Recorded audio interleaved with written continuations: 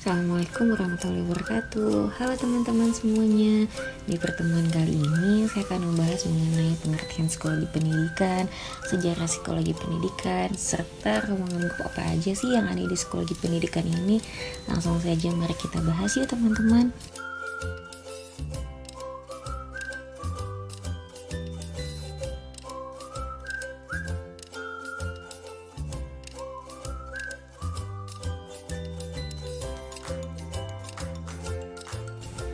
Kata psikologi muncul sekitar pada abad ke-16 yang berasal dari bahasa Yunani, yaitu dari kata psyche yang berarti jiwa dan logos.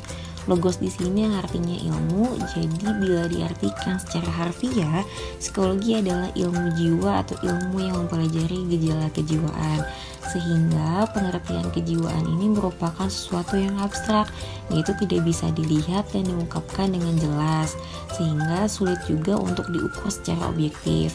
Pada dasarnya, psikologi merupakan ilmu pengetahuan yang mempelajari tentang perilaku dan fungsi mental. Nah, psikologi pendidikan itu apa sih sebenarnya?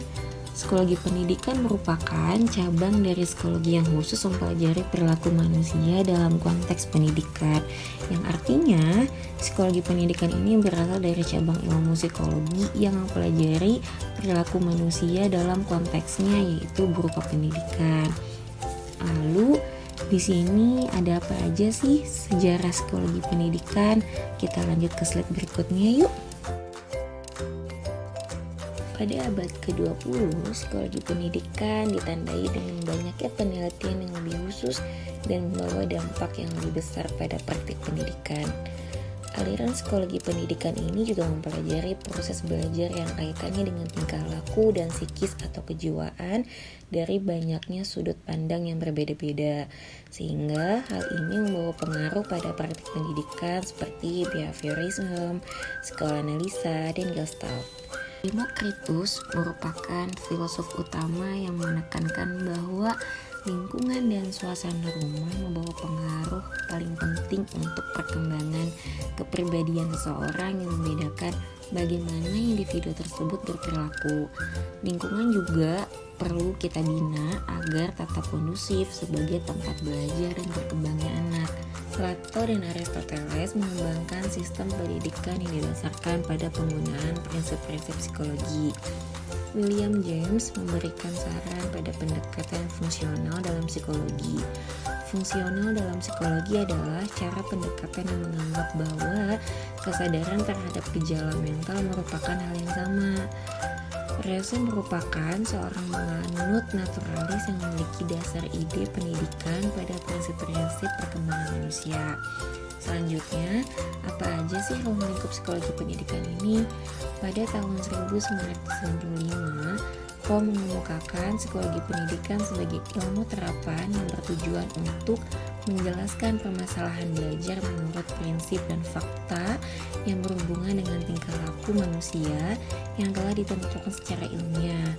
Berikut terdapat 8 prinsip dan fakta yang berhubungan dengan manusia, yaitu yang pertama, sejauh mana faktor-faktor lingkungan atau faktor eksternal yang berpengaruh pada proses belajar. Yang kedua, sifat-sifat dasar pada proses belajar. Yang ketiga, hubungan antara kesiapan belajar dan tingkat pemahaman yang didapatkan. Yang keempat, ada signifikansi pendidikan terhadap perbedaan individu dalam menyerap ilmu pada saat proses pembelajaran. Yang kelima, keterkaitan prosedur atau metode mengajar dengan hasil belajar.